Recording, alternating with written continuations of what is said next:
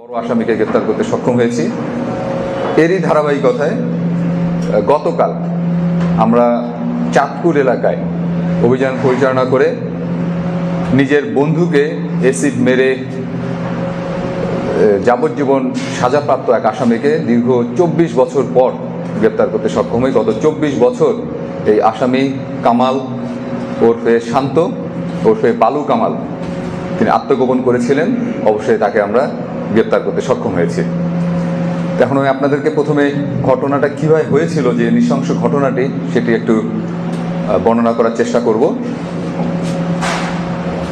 এখানে আমাদের যে ভিকটিম জাকারিয়া, তিনি একজন কোরআনের হাফেজ ছিলেন এবং আমরা যতটুকু তথ্য পেয়েছি তার আত্মীয় স্বজন, তার ভাই এবং অন্যান্যদের কাছ থেকে তিনি ছোটোবেলা থেকে অত্যন্ত নম্র প্রকৃতির একজন মানুষ ছিলেন, খুবই শান্ত স্বভাবের এবং কোরআনে হাফেজ পাশ করার পর তিনি অন্যদেরকে কোরআন শিক্ষা, আরবি শিক্ষা এগুলো দিতেন এবং এর পাশাপাশি তিনি তার কারিগরি জ্ঞান বৃদ্ধি করার জন্য আমাদের চট্টগ্রাম শহরে আগ্রাবাদ কমার্স কলেজের এখানে একটি দোকানে, রেফ্রিজারেশনের দোকানে তিনি একটি চাকরি নেন।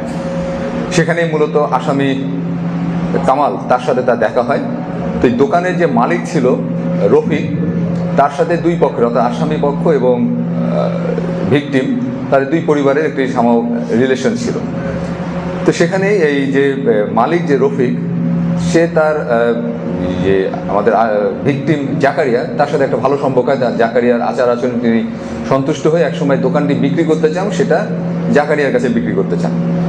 বাট কামাল সে হয়তো তখনই মনে করে যে এই দোকানটি যদি রফিকের কাছে জাকারিয়ার কাছে চলে যায় তাহলে হয়তো জাকারিয়া তাকে দোকানে রাখবে না, তাকে বের করে দেবে।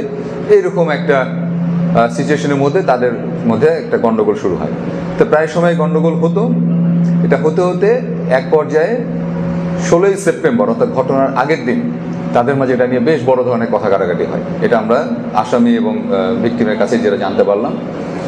পরবর্তীতে 17ই সেপ্টেম্বর 1998 সাল, সে সময় সেদিন সম্ভবত হরতাল ছিল, অর্থাৎ রাস্তায় যেরকম দোকানপাট, গাড়ি এগুলো ছিল না, দোকানপাট বন্ধ ছিল, দোকানটাও খোলার কথা ছিল না।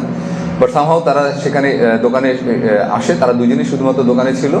তো এক পর্যায়ে কথা কাটাকাটির এক পর্যায়ে এই আসামি কামাল সে একটি কাপে করে অ্যাসিড নিয়ে আসে এবং অ্যাসিডটাকে সে বলে যে প্রথমে বলে চা, লাল চা, এটা বলে তাকে খেতে দেয় জাকারিয়াকে।